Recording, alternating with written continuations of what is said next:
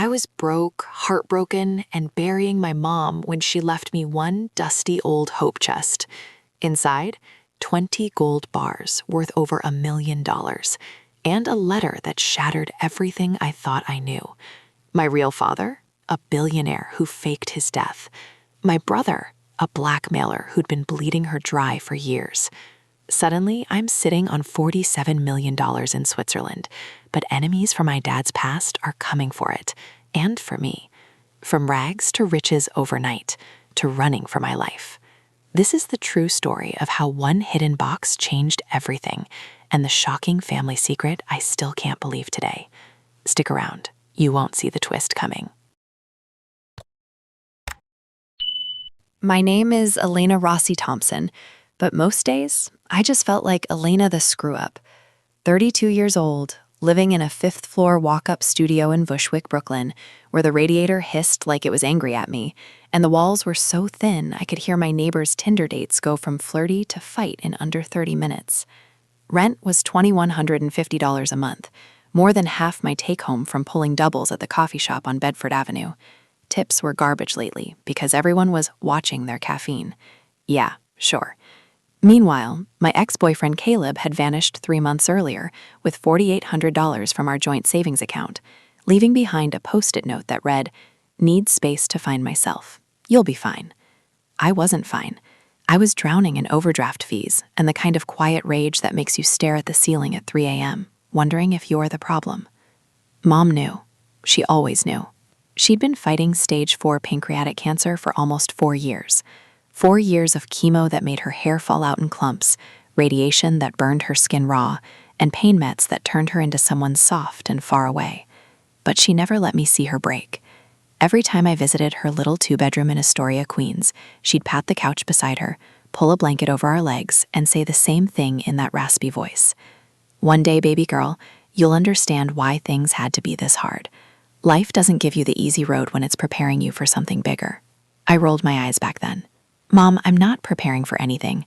I'm just trying to pay Con Ed before they shut me off." She'd smile, that small, secret smile, like she was holding a winning lottery ticket she couldn't cash yet, and change the subject to whatever dumb reality show was on. Then, 2 weeks before Christmas, she slipped away in her sleep. No dramatic last words. No movie moment goodbye. Just gone. The hospice nurse called me at 4:17 a.m. I sat on the edge of my mattress, phone pressed to my ear, listening to the woman explain in calm, practiced tones that Mom had passed peacefully. I didn't cry right away. I just felt this hollow, sucking sensation in my chest, like someone had yanked out every wire that kept me running. The funeral was 3 days later. Tiny. Maybe 20 people crammed into the same funeral home in Flushing, where we'd buried Grandma Rossi 10 years earlier. Mom hated fuss. "When I go," she used to joke, "just throw me in the East River with a bag of bagels. The seagulls will give me a send-off." We didn't do that. We did lilies, her favorite, a closed casket because the cancer had stolen too much of her face, and a priest who kept calling her Eleanor instead of Elena. My older brother Derek showed up late, of course. He strode in wearing a charcoal Tom Ford suit that probably cost more than my annual rent, hair slicked back, Rolex glinting under the fluorescent lights. He hugged me stiffly, like I was a distant cousin, then immediately started talking logistics with the funeral director. "Dividing assets," he said loudly enough for the whole room to hear. "We'll need to go through the house soon. Mom had some investments, right?" I stared at him. Investments? Mom lived on Social Security and a tiny pension from the diner she waitressed at for 30 years. The only investment I ever saw was the jar of quarters she kept for laundry. Derek had always been the golden child. Dad, Michael Thompson, died in a drunk driving accident when I was 5 and Derek was 11. After that, Derek became the man of the house overnight. Mom poured everything into him.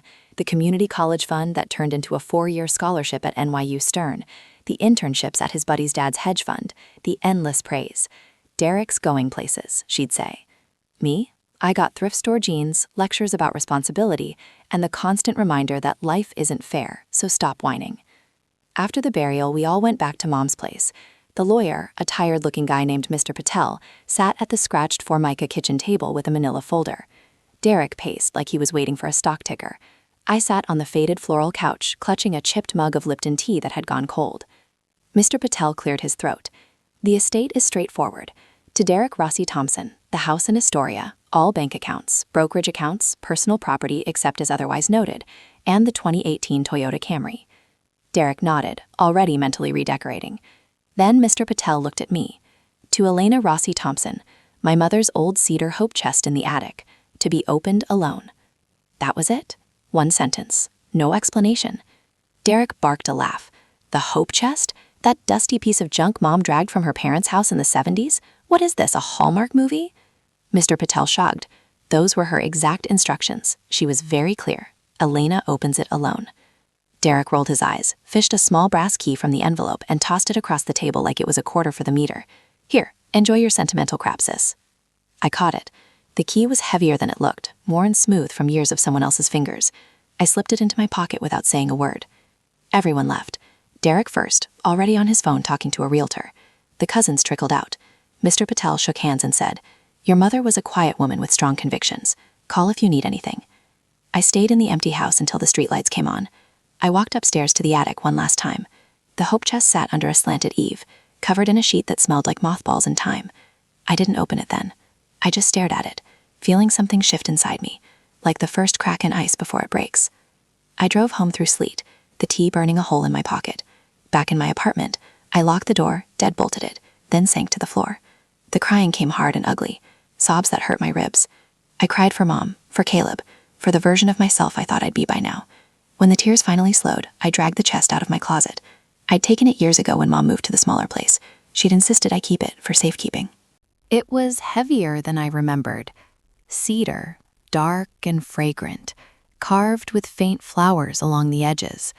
Lavender and old caper wafted up when I brushed the dust away. I sat cross-legged on the worn rug in the dark, only the blue glow from my phone lighting the room. My heart was hammering so loud I could hear it in my ears. I slid the key into the lock. It turned with a soft, satisfying click. I lifted the lid. And everything I thought I knew about my life exploded. The lid came up slow, like it hadn't been opened in decades. A puff of dry, sweet cedar hit me first, then the faint metallic tang of something cold and expensive. My phone flashlight trembled in my hand as the beams swept across the inside.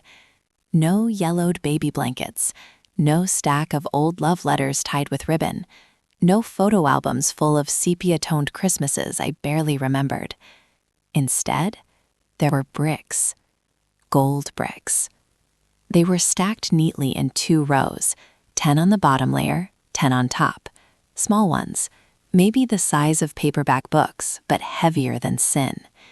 Each one had that dull, buttery gleam even in the crappy phone light. Serial numbers stamped along the edges, tiny hallmarks I couldn't read without squinting. They weren't shiny like jewelry store gold. They looked old, serious, like they'd been sitting in a vault somewhere waiting for the right moment. My brain short-circuited. I reached in with shaking fingers and lifted one. Jesus, it felt like holding a brick of lead dipped in honey. Solid, real. I turned it over, half expecting it to be fake, some prank Mom pulled from a movie set. But no, the weight was wrong for plastic or painted lead. This was the real thing. I counted again. 20 bars. My hands were sweating bad. I almost dropped the one I was holding. I set it back carefully, like it might explode. Under the second row, tucked against the side, was a thick manila envelope. No address, just my name in Mom's careful cursive. Elena, read this first, alone. I sank back against the bed frame, legs splayed on the rug, chest heaving like I'd run a mile. The apartment was dead quiet, except for the low buzz of the fridge and distant sirens on Flushing Avenue. I tore the envelope open with my thumbnail. A single sheet of lined notebook paper slipped out first, folded once. Mom's handwriting, shaky toward the end, but still hers. Baby girl, if you're reading this, I'm already gone. I'm so sorry I couldn't tell you any of this while I was still here. The gold isn't from me.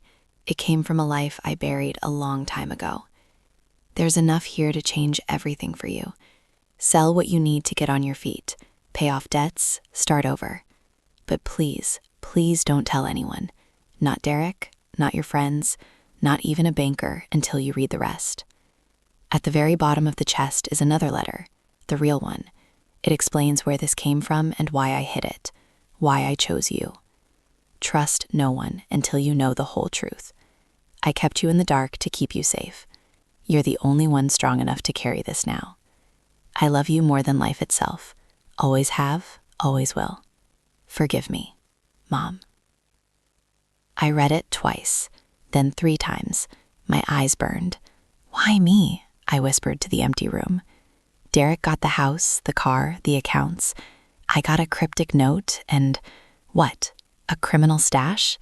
Because that's what this felt like. Nobody hides 20 gold bars in an attic hope chest unless they're running from something, or someone. I set the note aside and reached deeper. My fingers brushed velvet, the old lining. I pulled at it gently. Nothing. Then harder. A small seam gave way and something clinked to the bottom. Another envelope. Thinner, older, yellowed at the edges. No label this time, just sealed with a circle of red wax that had cracked over time. I didn't open it yet. I couldn't.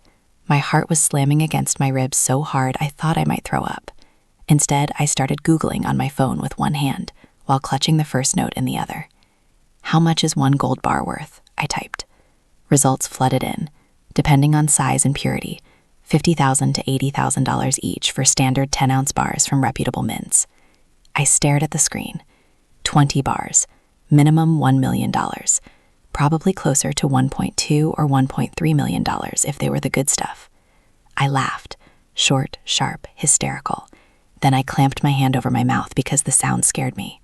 $1 million in my studio apartment, under my bed, while I'd been eating ramen and crying over a guy who stole my emergency fund. The phone buzzed in my lap, a text from Derek. Hey sis, you opened that junk yet? Anything good? LOL. 3 laughing emojis, like this was all a joke. I typed back, just old photos and Mom's wedding dress. Nothing special. Sent. Then I turned the phone face down. I couldn't tell him. Wouldn't. Mom said not to.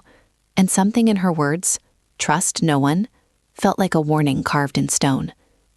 I spent the next hour moving the chest, dragged it under the bed frame, shoved it as far back as it would go, then piled laundry baskets and a broken suitcase in front to hide it. Every creak of the floorboards made me jump. I kept picturing Derek showing up with a U-Haul, demanding his fair share. Around 2 a.m., I finally opened the second envelope. Inside, a single typed letter on thick cream paper, dated March 15th, 1995. Letterhead from Langford and Associates, Attorneys at Law, Zurich, Switzerland.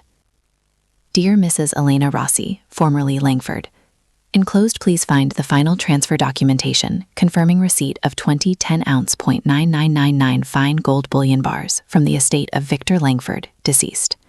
Per the terms of the irrevocable trust established 12 October 1994, said assets are to remain in your possession until the 32nd birthday of your daughter, Elena Marie Langford, at which time full ownership vests in her name only, with no right of claim by any other party, including issue from prior or subsequent marriages. Access to the corresponding Swiss account, numbered below, is restricted until the aforementioned date or your demise, whichever occurs first. Should you require emergency liquidation prior to vesting, contact this office with the enclosed key phrase. We extend our deepest condolences. Mr. Langford was a valued client. Sincerely, Dr. Heinrich Vogel, Senior Partner. Victor Langford. The name hit me like a slap. My father's name was Michael Thompson. He died when I was 5. Car accident on the Cross Island Parkway. Drunk, no seatbelt. Mom never remarried. Never even dated, as far as I knew. But here was proof, cold, legal proof, that Mom had been someone else once, Elena Langford, married to a man named Victor. I Googled him next, fingers flying.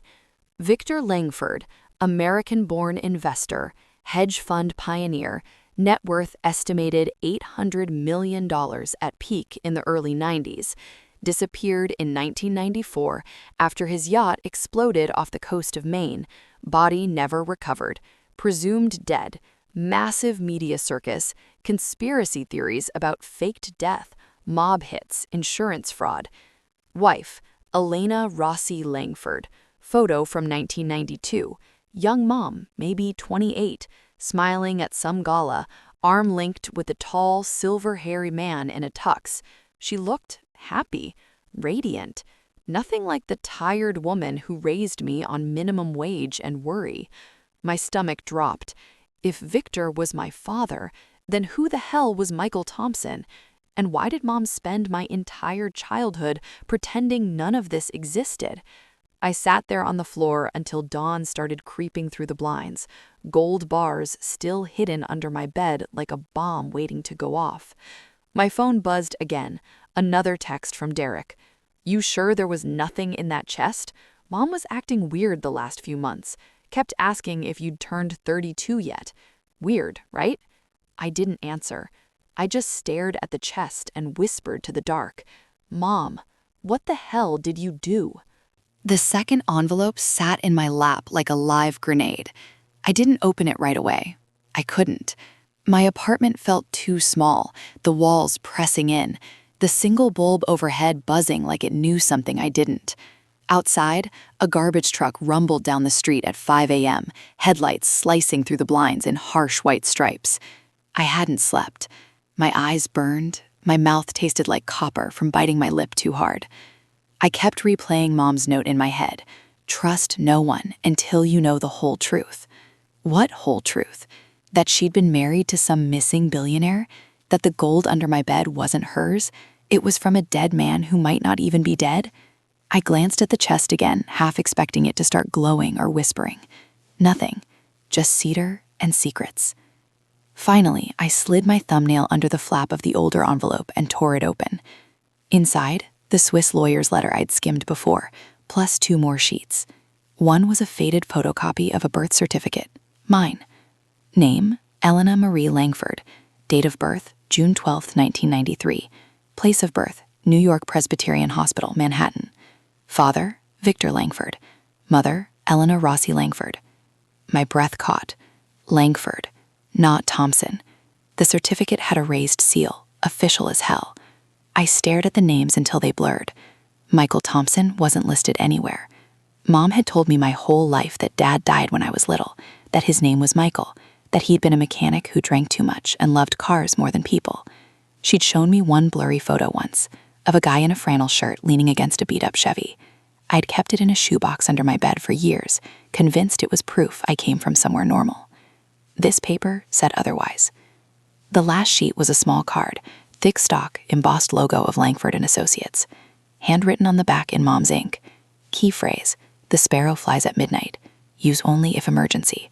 Never write it down after this." I memorized it, then tore the card into tiny pieces and flushed them. Paranoia was settling in like fog. I needed answers, real ones. So I did what any broke, freaked-out millennial would do at dawn. I opened my laptop, made a pot of the cheapest instant coffee, and started digging. First search, Victor Langford disappearance, 1994. The results loaded instantly. Headlines from the 90s, digitized now.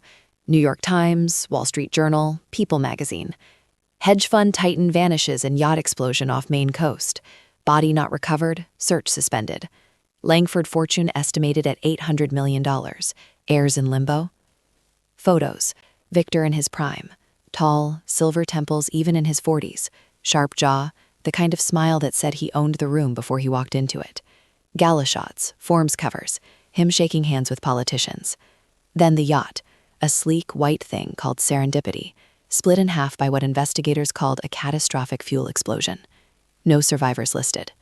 Wife, Elena Rossi Langford, mentioned in every article as grieving and in seclusion. No kids named. No Elena Marie. I clicked deeper. Conspiracy forums, Reddit threads from years later, 4chan archives, even some true crime podcasts. Theories everywhere. Victor faked it to dodge taxes. Victor crossed the Russian mob. Victor was murdered by his business partner. One thread claimed he'd been spotted in Buenos Aires in 2002. Another said the explosion was insurance fraud and the wife was in on it. My wife. My mom. I leaned back, chair creaking. My heart was doing that weird flutter thing again, like it couldn't decide whether to race or stop. Next search, Elena Rossi Langford. Fewer hits. A couple of society page mentions from the late 80s and early 90s. She'd been a model briefly, then married Victor in a private ceremony in the Hamptons. After the disappearance, she vanished from public life.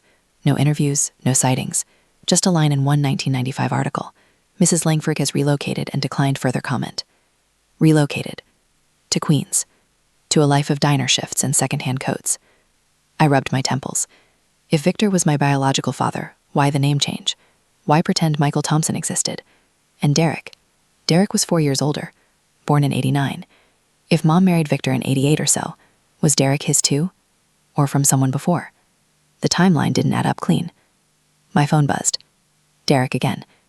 Yo, you good? Haven't heard from you since the funeral. Come by the house tomorrow? We should go through Mom stuff together. Family, right? I typed.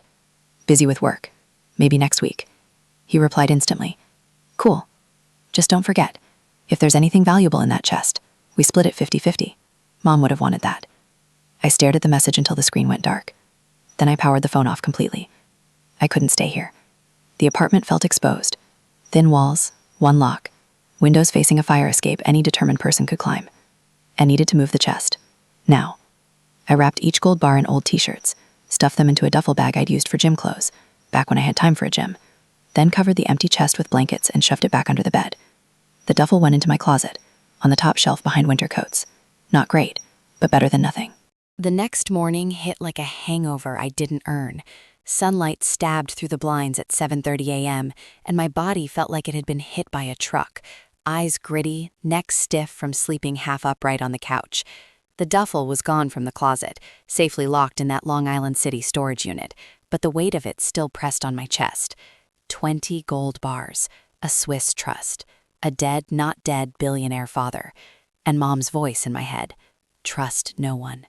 I jagged myself to the kitchenette, brewed the last of the instant coffee, and stared at my phone.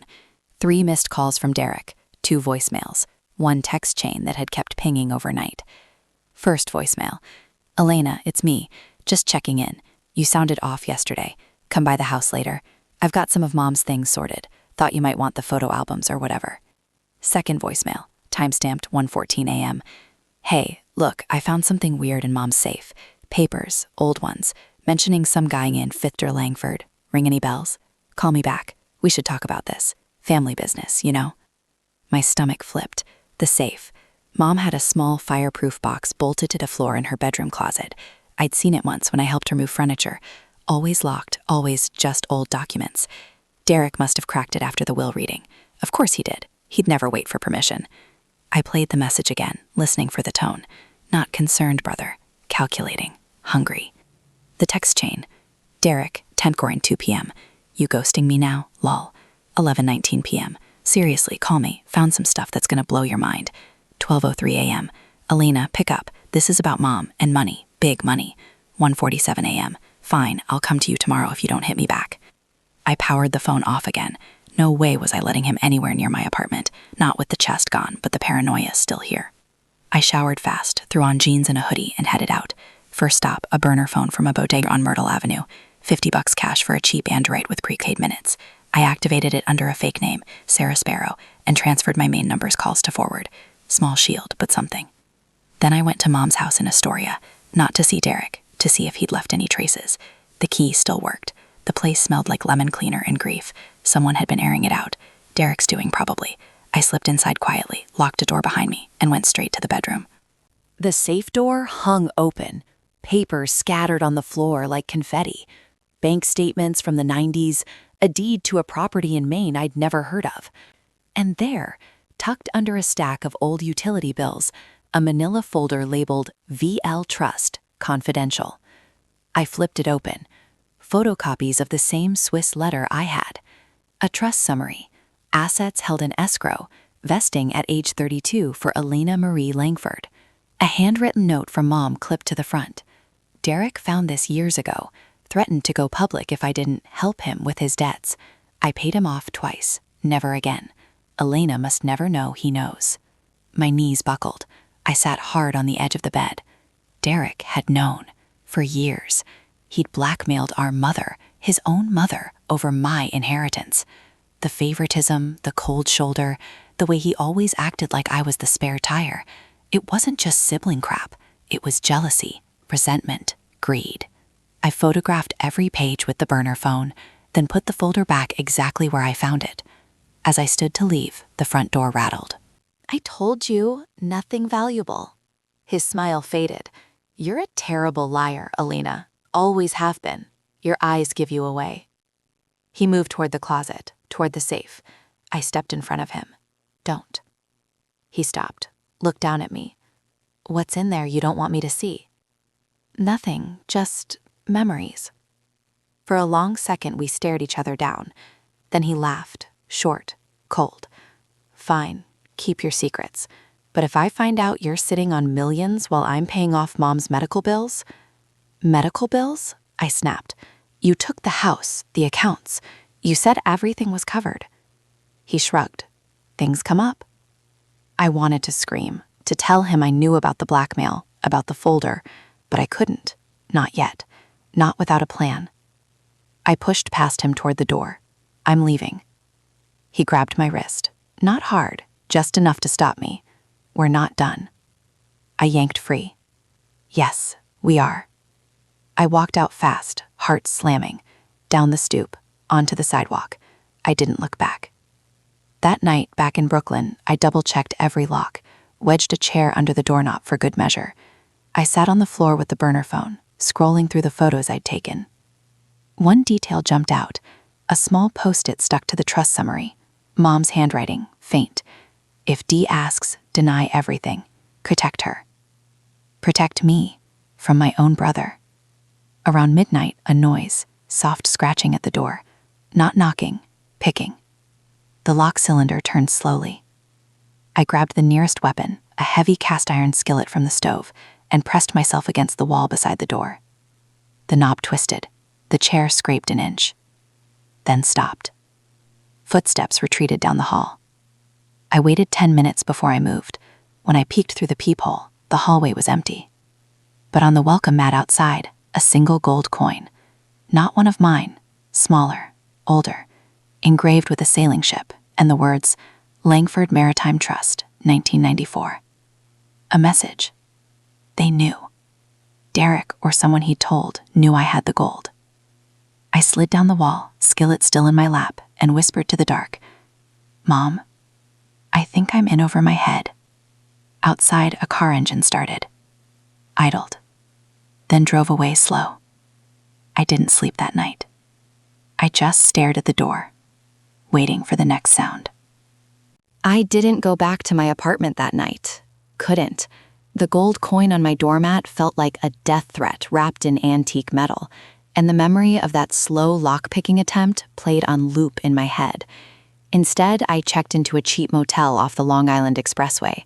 Cash only, no questions.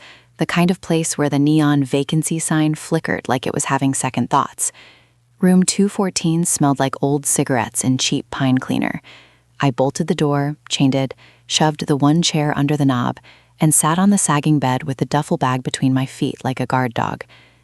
The chest was still in storage, but I'd brought Mom's letters, all of them.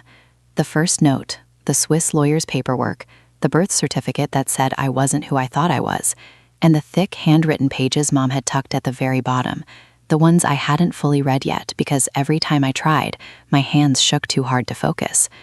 Tonight, I had no choice. The coin sat on the nightstand like an accusation. I needed to know why someone was already coming for me. I unfolded the pages under the weak yellow lamp. Mom's handwriting started neat, then got shakier toward the end, like the words were fighting to get out. Elena, my sweet girl. If you're reading this, you've opened the chest, you've seen the gold, and you've probably started asking questions I never wanted you to have to ask. I'm so sorry. I wanted to protect you from all of it, but protection sometimes looks like lies, and I lied to you your whole life. I met Victor Langford in the summer of 1988. I was 23, waitressing at a rooftop bar in Midtown, trying to pay for community college classes I could never afford to finish. He came in one night, tall, silver at the temples even then, eyes like he could see straight through people. He ordered a scotch, neat, and asked my name like it mattered. We talked until closing. He came back the next night, and the next. He was married once before, but divorced. No kids. He said I made him feel young again. I believed him because I was young and stupid and tired of being invisible. We kept it quiet at first. Private dinners, weekends in the Hamptons, trips on that damn yacht. He proposed on New Year's Eve, 1989, with a ring I still have hidden somewhere. We married in a courthouse in '90, small, secret, just us and a judge who didn't ask questions. You were born in '93, the happiest day of my life. Victor cried when he held you, big, ugly sobs. He said you were his second chance. He changed his will the next month. Everything, trusts, accounts, properties, would go to you when you turned 32. He said the world was full of vultures, and he didn't want them circling you while you were still growing up. Derek was 4 then. He was Michael's son, my first husband, the one I married at 19 because I thought it would fix everything. Michael was charming until he wasn't. The drinking started slow, then got mean. He hit me once when Derek was 2. I left the next day, took Derek and ran. Victor found me 6 months later, tracked me down through a friend. He didn't judge. He just helped. Paid for the divorce, the lawyer, a new apartment. He never asked me to marry him right away. He waited until I was ready. But Michael never let go. He found out about Victor, about the money. He showed up drunk one night in '94, screaming that Derek was his heir, that I owed him. Victor's security threw him out, but Michael kept coming back. Threats, phone calls, showing up at my job. Victor said we had to disappear. He staged the yacht explosion, faked his death, told me it was the only way to keep you both safe. He moved us to a new name, back to Rossi Thompson, my maiden and Michael's last name mashed together, so it wouldn't look suspicious. We moved to Queens. I went back to waitressing. Derek went to public school. You grew up thinking your dad died in a car crash. Victor lived quietly after that. Different cities, different names. He visited when he could, always careful. He died for real in 2005. Heart attack in a hotel room in Geneva. No one knew except me and his lawyer. The trust stayed intact. The gold was his emergency stash. Physical, untraceable. He told me to hide it in the hope chest. Pass it to you when the time came. Derek found out years ago. He broke into the safe when he was 21, looking for college money. He read the letters. He confronted me. Said if I didn't give him cash to cover his gambling debts, he'd go to the press, to Michael, to anyone who'd listen. I paid him, twice. Then I stopped. I told him if he ever threatened me again, I'd cut him out completely. He backed off, but the resentment never left. He hated that you were Victor's daughter, not him. He was Michael's. Blood he didn't want, a father he barely remembered. I kept you poor on purpose, baby. I kept us both poor. If we lived rich, questions would come. People would dig. The Langfords, Victor's brother Woodchard, his cousins, they'd find us. They'd claim the fortune, or worse, they'd claim you. I couldn't risk it. The key in aligning opens to Swiss account, 47 million in investments, growing since '05. The PIN is your birthday backward, 3991. But there's a condition. You can't contact the Langford family, ever. If you do, the account freezes. Victor's last wish. I chose you because you're his, because you have his eyes, sharp, kind, unbreakable. Derek would have burned it all on ego and bad bets. You'll do right. I know you will. Forgive me for the pain, for the lies, for making you think you weren't enough. You were always enough. You are everything. I love you, Mom. I finished reading and couldn't breathe. Tears hit the paper, smudging ink. I wasn't Michael's daughter. I was Victor's. Derek wasn't my full brother. He was my half-brother. And he'd known. All those years of sideways looks, of you'll never amount to much, of taking the house while I got nothing, it was jealousy, revenge. He'd blackmailed her, extorted her, while she was dying. I folded the pages carefully, tucked them into my hoodie pocket. Then I ripped the velvet lining of the chest open wider, just to confirm. The small brass key fell out again, cold against my palm. and taped to the bottom, a plain white card with 16 digits and the words, Swiss National Bank, access code. 47 million. I stared at the key until my vision blurred. Then I whispered to the empty motel room, Mom, you didn't just leave me gold. You left me a war. Outside, the parking lot lights buzzed. A car pulled in slow, headlights sweeping across my window. I killed the lamp, sat in the dark, listening, waiting for the next move. I woke up at 6 a.m. in that motel room, with my neck cricked from the lumpy pillow, and Mom's letter still clutched in my hand like a lifeline. The gold key lay on the nightstand next to the Langford coin, 2 pieces of proof that my life had veered into some kind of twisted thriller. $47 million, a half-brother who'd blackmailed our dying mother, a family fortune tied to a man who might have faked his own death, and someone, Derek or worse, already sniffing around my door. I couldn't stay in New York, not with Derek circling and that coin on my mat like a calling card. I needed distance, answers, and access to whatever was in that Swiss account before anyone else got their hands on it. I showered fast, cold water to shock some sense into me, then packed everything into the duffel. Letters, key, birth certificate, the burner phone. I left the motel without checking out, slipped the key under the office door, and walked 3 blocks to a different bus stop. Took the Q32 to LaGuardia. No checked bags, just me, a hoodie pulled low, and a one-way ticket to Zurich I bought with the last of my credit card's available limit. 24 hours later, I was on a red-eye, economy seat, staring out at the black Atlantic and wondering if I was running toward freedom or straight into a trap. The flight was brutal, turbulence over Iceland, a screaming baby 2 rows back, me replaying every word of Mom's confession until my head throbbed. By the time we landed at Zurich Airport, the sun was rising over snow-dusted Alps, and I felt like I hadn't slept in years. Customs was easy. American passport, tourist visa waiver, no red flags. I took a train into the city, then a tram to Bahnhofstrasse, the street lined with banks that looked more like luxury boutiques than financial institutions. Swiss National Bank wasn't flashy on the outside, just a gray stone building with brass plaques and security cameras that tracked every step. I walked in like I belonged, heart hammering under my coat. The lobby smelled like marble and money. A receptionist in a crisp navy suit asked how she could help.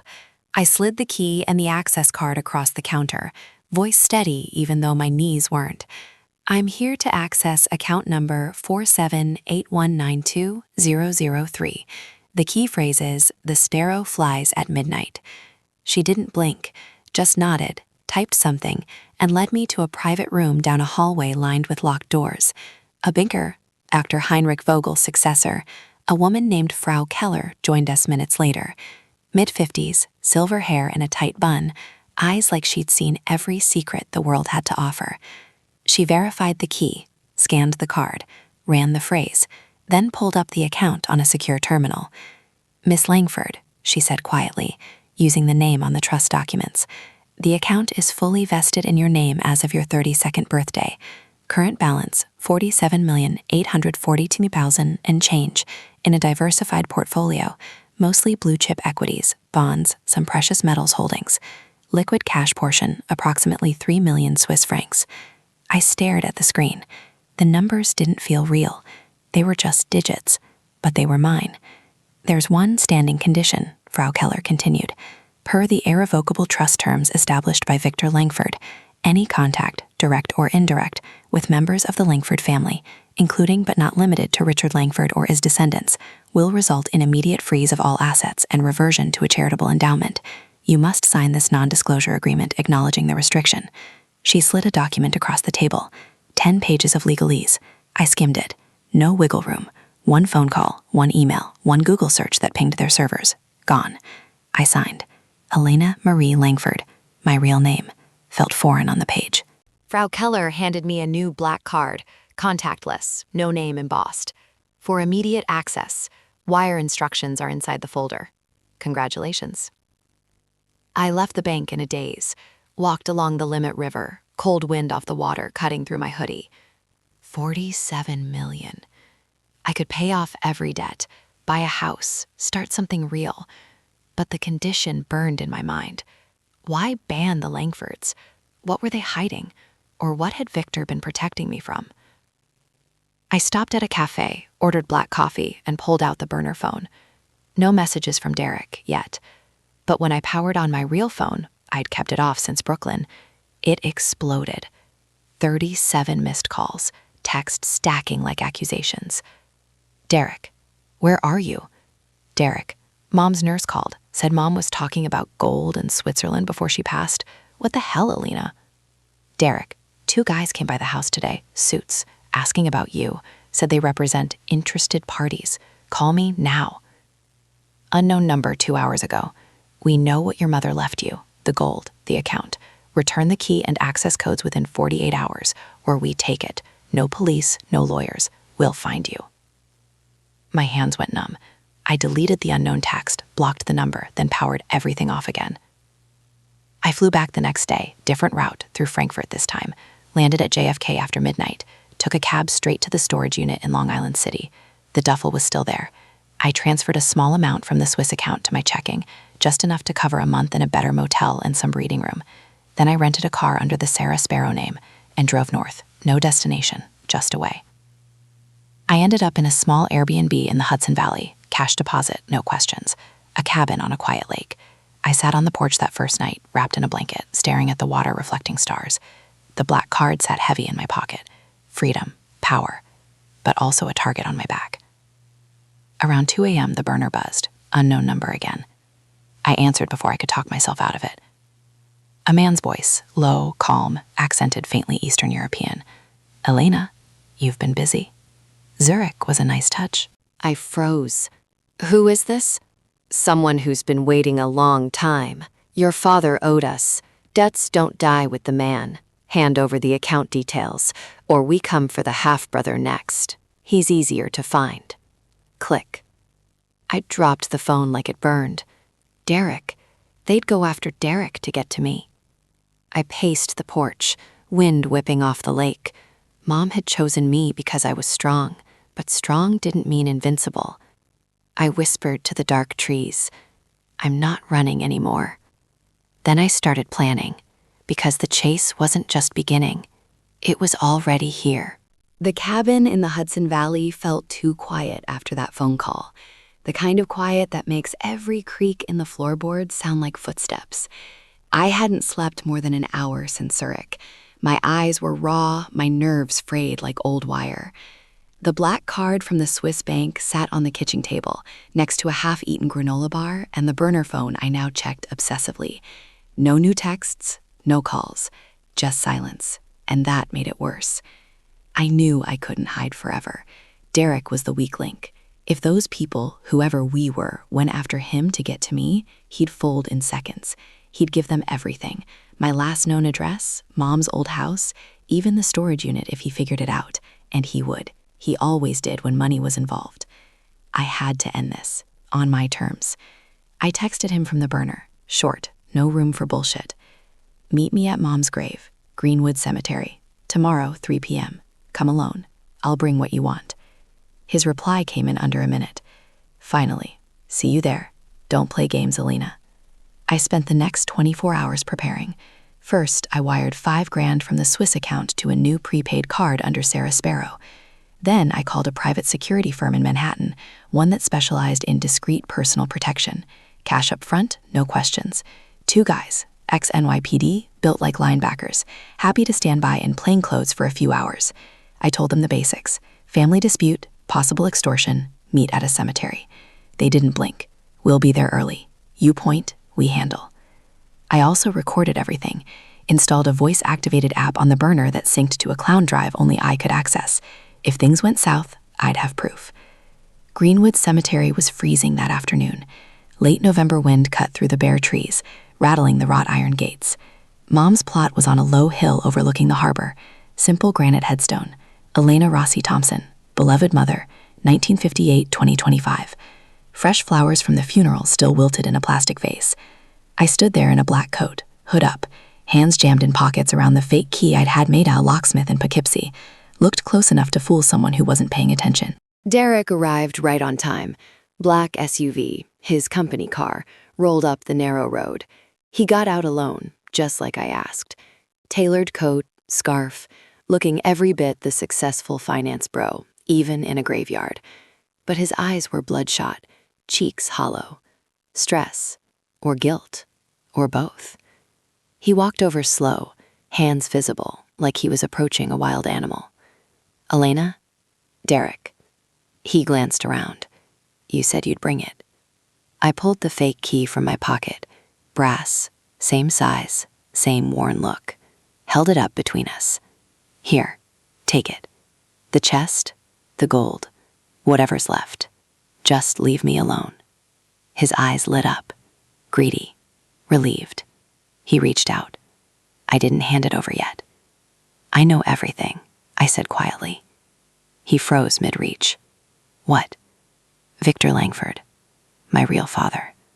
You're not my full brother. You're Michael's. Mom told me, in the letter. She wrote it all down before she died. How you found the papers years ago. How you blackmailed her. Took money from her when she was sick. Threatened to expose everything if she didn't pay up. His face went blank for a second. Shock. Then twisted into something ugly. You're lying. I have the letter. Copies. Photos of the safe. The trust docs. Everything. He laughed, but it was forced. So what? Even if it's true. You think anyone cares? Mom's dead. Victor's dead. The money's ours. Split it. Stop being dramatic. It's not yours. The trust is in my name only. Victor made sure. Because he knew people like you would come sniffing. Derek stepped closer. Voice low now. Dangerous. You think you're special. Because some dead rich guy knocked Mom up. You grew up broke just like me. You're nothing. Hand it over. Or I swear. Or what? I cut in. You'll send your suits after me. Or those guys who called me.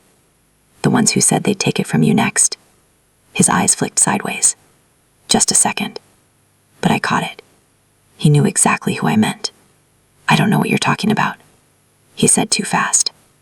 Liar. I held up the burner phone, hit play on the recording app. My voice first. Who is this? Then the accented man.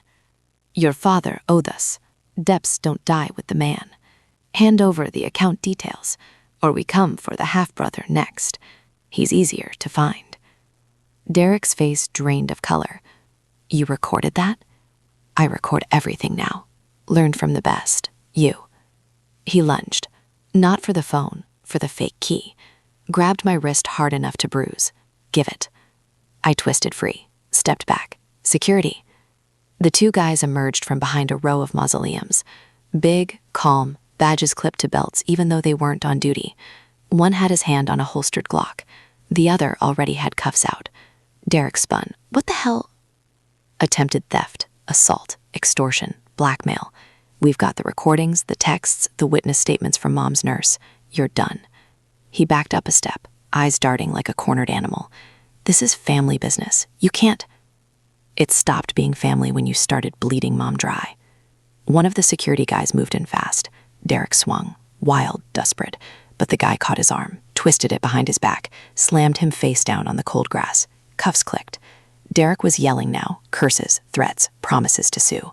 The second guy turned to me. NYPD's en route, ETA 5 minutes. You good? I nodded. My hands were shaking, but I felt steady, for the first time in weeks. I knelt beside Derek while he was still pinned, leaned close so only he could hear. You wanted the fortune? You get jail instead. And when you get out, if you get out, stay the hell away from me. He spat dirt. You'll regret this. No, I said softly. I regret not seeing you for what you were sooner. Sirens wailed in the distance. Red and blue lights flashed through the trees. I stood up, brushed grass off my coat, and walked away from the grave, from Derek, from the life Mom had tried so hard to shield me from. The security guys stayed with him until the cops arrived. I gave my statement, calm, clear, backed by timestamps, recordings, bank transfers showing the blackmail payments Mom had made years ago. They hauled Derek away in cuffs. His last look at me was pure hate. That night, back in the cabin, I sat on the porch with a glass of cheap red wine and watched the lake go dark. The black card was still in my pocket, the real key to the chest too. 47 million, a future I could actually build. But mostly I thought about Mom. How she'd carried this alone for decades, how she'd chosen poverty over danger, how she'd chosen me. I whispered to the night sky, "I got him, Mom. He's gone." A breeze came off the water, almost like an answer. I finally slept that night, deep, dreamless. For the first time since she died, I didn't feel broken. I felt powerful and free. After the cemetery, everything moved fast, like the universe had finally decided to stop dragging its feet and just slam the door on my old life. Derek was booked that night. Attempted robbery, assault, extortion, blackmail. The DA threw the book at him because the recordings were crystal clear, the nurse corroborated Mom's payments, and the texts from those mystery callers tied him to something bigger. Bail was set at $250,000. He didn't have it liquid. Ironic, right? The guy who'd spent years chasing money couldn't scrape together enough to walk free. His wife posted what she could, but he sat in Rikers over the weekend while his lawyer screamed family dispute to anyone who'd listen. I didn't go to the arraignment. I couldn't watch him in orange, even if part of me wanted to see the look on his face when reality hit. Instead, I stayed holed up in the Hudson Valley cabin, windows locked, security system armed. I'd upgraded it the day after the phone threat. The black card from Zurich sat on the kitchen counter like a loaded gun. I transferred another chunk, enough to cover a lawyer, private investigator fees, and 6 months of rent somewhere quiet. The rest stayed invested, safe, growing. But safe didn't mean settled. Every night I reread Mom's letter. Not the short one, the long confession tucked at the bottom. The one that peeled back layers I hadn't even known existed. I kept coming back to the same lines. Derek knows more than he lets on. He found letters years ago. He's been blackmailing me to stay quiet. He wanted the money for himself. But you, Elena, you were Victor's daughter, not Michael's. Michael knew, hated you for it. That's why he was cruel. I protected you by staying poor. Michael knew. That sentence kept looping in my brain.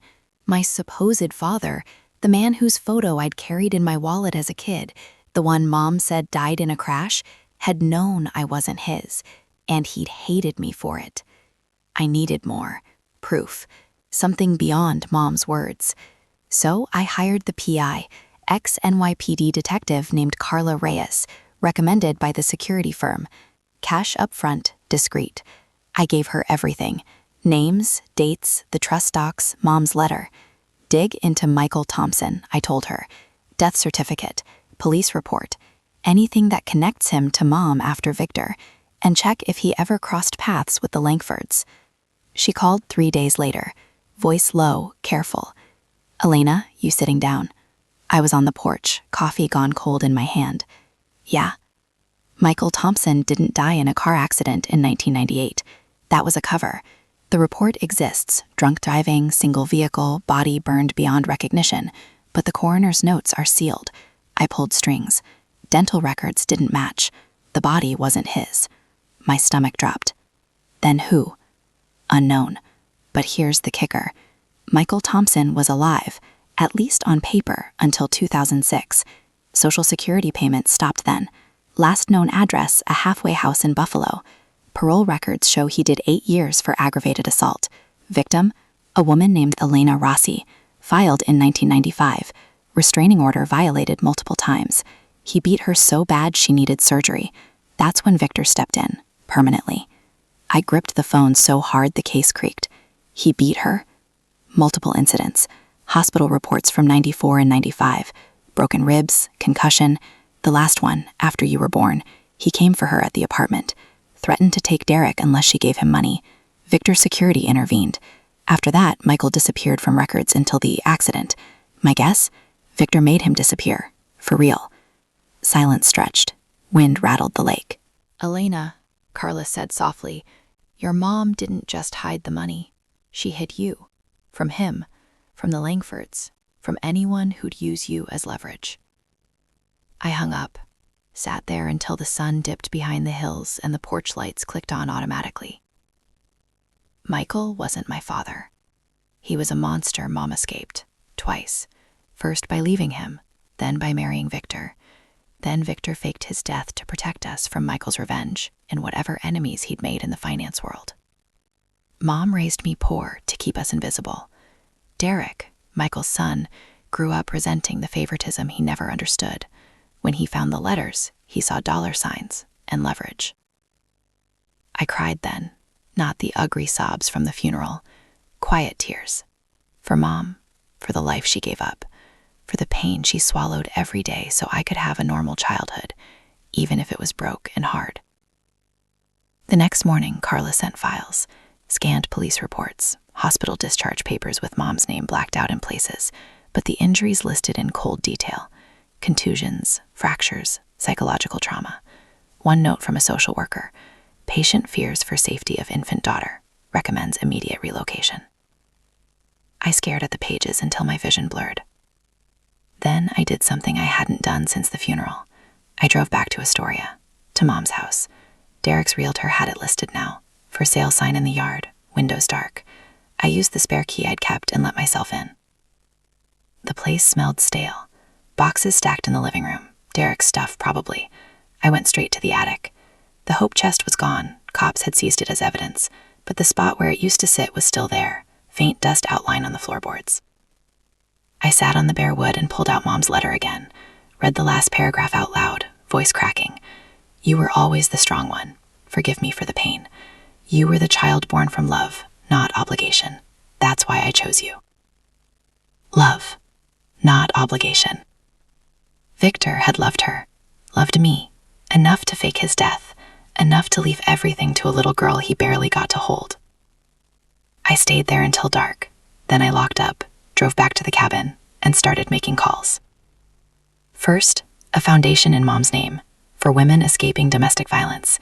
Seed money from the Swiss account, anonymous donor at first. I'd run it myself eventually.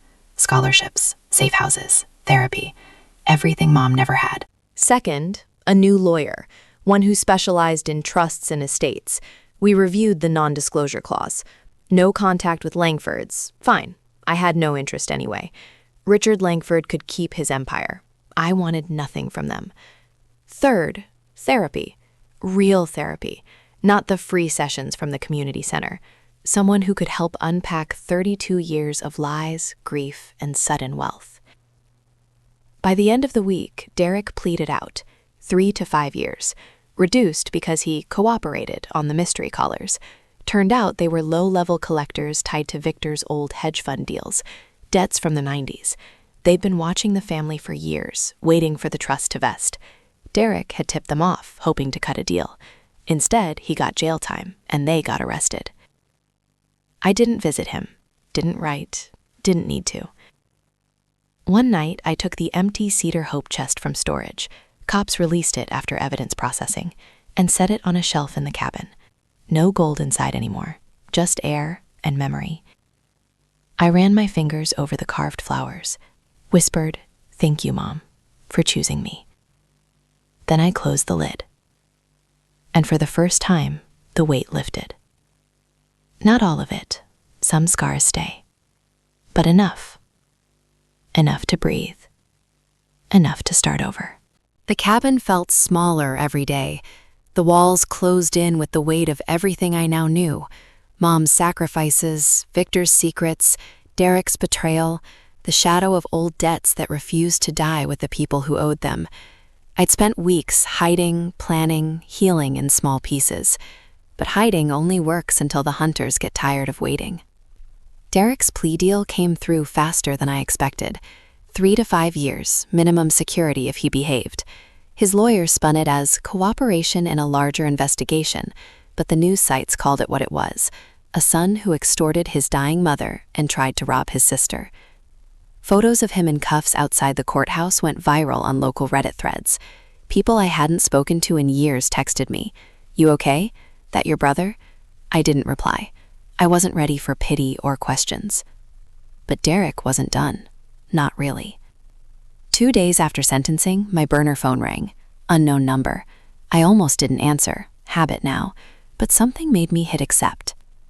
"Elena?" His voice was thinner than I remembered. Tired. not the smug finance bro tone anymore. Derek? A long pause, background noise, clanging metal, distant voices, prison payphone.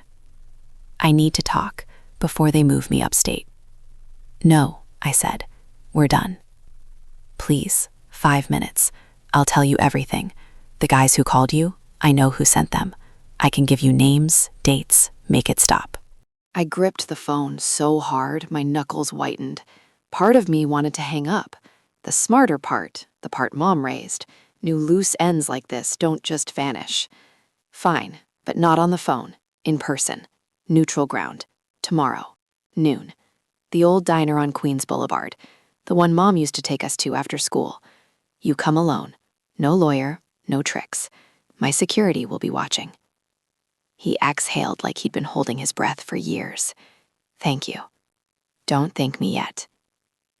I hung up. I didn't sleep that night. Instead, I planned. Called the security firm again. Same 2 guys from the cemetery. They'd tail me, stay close but out of sight. I wired them extra, told them, if anything feels off, pull me out. No hesitation. Morning came gray and cold. I drove down from the Hudson Valley in the rental car, windows cracked to keep me awake. The diner hadn't changed. Same red vinyl booths, same flickering neon sign that read open 24 hours, even though it closed at 10 p.m. these days. I parked across the street, waited 10 minutes, watched people come and go. No obvious threats, no black SUVs idling. I went in, took the back booth, the one Mom always liked because it had a view of the door. Ordered coffee. Black. Strong. Derek arrived at 11:58. Handcuffs gone, but ankle monitor visible under his jeans. Probation already. He looked smaller in a plain gray hoodie and sneakers. No Rolex, no swagger. Just a man who'd lost everything. He slid into the booth opposite me. Didn't reach for the menu. Just stared. "You look good," he said quietly. "Don't." He nodded. Looked down at his hands. "I'm sorry." I waited. Let the silence stretch. "I didn't know how bad it was," he started. "When I found the letters in the safe, I was 21, broke, gambling debts piling up. I thought Mom was sitting on millions and letting us scrape by. I confronted her. She cried, said it was to protect you. I didn't believe her. I thought she was favoring you because Victor was your dad, and I was nothing." He swallowed. "I took money. Twice. Then she cut me off. Said if I ever asked again, she'd tell you everything. I hated her for it. Hated you. When she got sick, I thought, maybe if I pushed, she'd crack. Give me something. I didn't think she'd die first." I leaned forward, voice low. "You blackmailed a dying woman. Your mother." "I know." His eyes met mine, red-rimmed. "I told those guys about the trust, the vesting date. Thought if they leaned on you, you'd panic and hand it over. Split it with me later. I was wrong. They're not collectors. They're worse. Victor crossed some people in the 90s. Russian money, offshore deals. They never forgot. When the account vested, they started watching. I gave them your name, your address. I'm sorry, Elena. I'm so fucking sorry." I stared at him, waiting for the lie. It didn't come. "Who are they?" I asked. "Ex-KGB types, turned private debt recovery. Names, Ivanov Brothers, based in Brighton Beach. They've got people everywhere. They wanted the account codes. Said Victor promised them a cut years ago. When he faked his death, they got nothing. They've been waiting." I pulled out my phone, hit record, set it on the table between us. "Say it again. Names, everything." He did. No hesitation. Ivanov Brothers. Last contact. A burner number he still had. Dates of calls. Threats they'd made to him in jail. Promises to finish the job if he didn't deliver. When he finished, I stopped the recording, saved it to the cloud. "Why tell me now?" "Because I'm going away for years. And because you're the only family I have left. I ruined it. but maybe this fixes something. I studied him, the man who'd tormented Mom, who'd tried to rob me, who'd put me in danger. It doesn't fix anything, I said, but it might end it. I stood up, dropped a 20 on the table for the coffee. If you're lying, if this is another play, I'll make sure the DA adds charges, and I'll make sure everyone knows exactly what you did to Mom. He nodded. I know. I walked out, didn't look back. Outside, my security guys flanked me to the car. One murmured, "We got audio from the booth mic. Clean copy." Good. I drove straight to my lawyer's office in Manhattan, handed over the recording, the names, the details. By evening, the lawyer had forwarded everything to the FBI's Financial Crimes Unit. Cross-border debt enforcement tied to old Russian mob links. They jumped on it. Agents raided addresses in Brighton Beach that night. The Ivanov brothers were picked up before dawn, along with laptops full of account numbers, wire transfers, and a file labeled Langford Air 2025. They never came for me. Derek got moved to a low-security facility upstate. He wrote me one letter from there. I didn't open it, just forwarded it to my lawyer in case it contained anything useful or incriminating. I went back to the cabin that night, sat on the porch with the lake dark and still in front of me. The wind carried the smell of pine and coming snow. I thought about Mom, about Victor, about the child I'd been. Poor, confused, but safe, because two people loved me enough to lie, to hide, to disappear. I whispered to the empty dark, "It's over, Mom. They can't touch us anymore." No answer came, just quiet, peaceful quiet. For the first time in months, I believed it. 6 months passed like a dream I kept waiting to wake up from.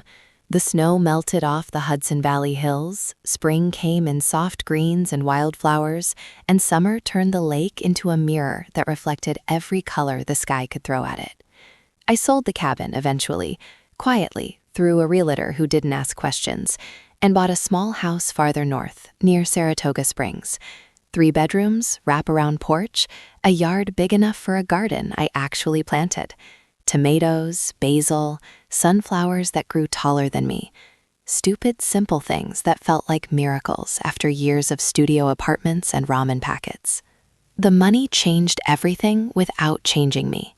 I didn't buy a mansion or a yacht, didn't quit working cold turkey.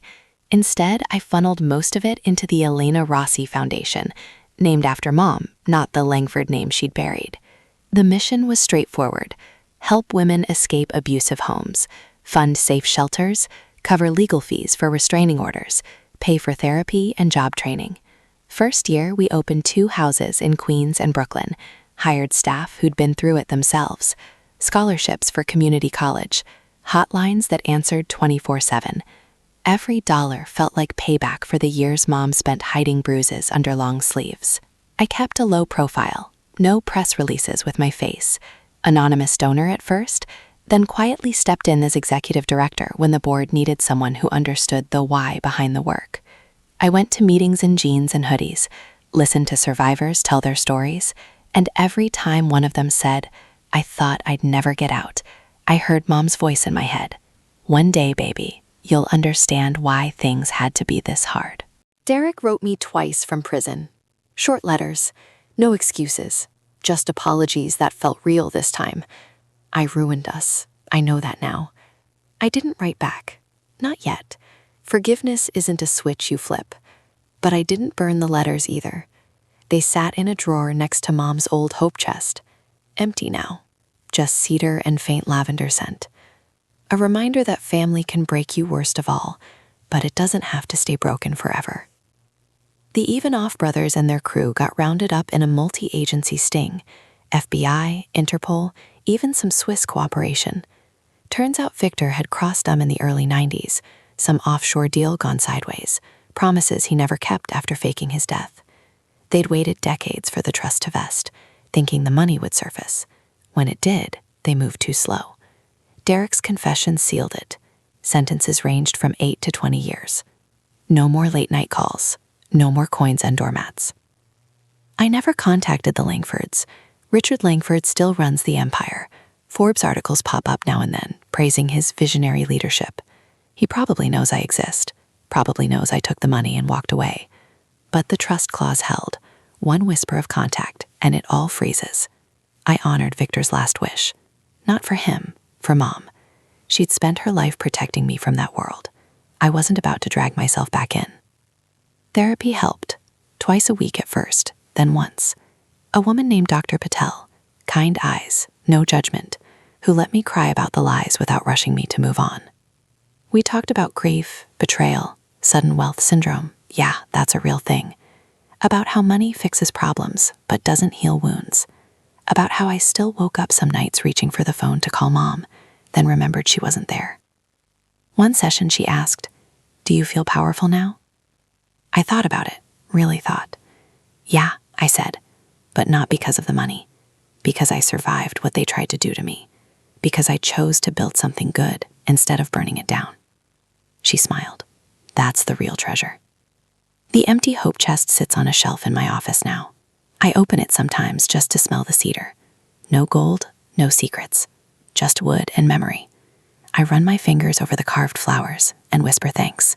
To Mom, to Victor. Even to the version of myself who used to think she'd never be more than broke and brokenhearted. I date now, carefully. A guy named Marcus, teacher, dry humor, volunteers at the foundation. He knows my story, not all the details, but enough. He doesn't care about the money. He cares that I plant sunflowers and cry at dog videos and still get nervous before pig meetings. We take walks by the lake, talk about nothing and everything. It's slow. It's real. It's mine. Every night, I stand on the porch with a mug of tea and watch the stars come out over the water. The world feels bigger now, not scary bigger, hopeful bigger, like there's room for more than just surviving. I still can't believe it sometimes, that Mom hid a fortune in an attic chest, that she chose me, not because I was perfect, but because I was hers, Victor's daughter, born from love, not obligation, strong enough to carry the truth when the time came. Derek's up for parole next year. I haven't decided if I'll speak at the hearing. Part of me wants to let him rot. Part of me remembers we were kids once, sharing a bedroom, fighting over the last Pop-Tart, thinking the world was simple. Maybe I'll write him back. Maybe not. Time will tell. For now, I'm here, in a house I own, running a foundation that saves lives, free in ways I never imagined, powerful, healed, still amazed, every single day. I look at the empty chest on the shelf and smile. Thanks, Mom, I whisper to the quiet room. You didn't just leave me treasure, you left me me. And that's worth more than all the gold in the world.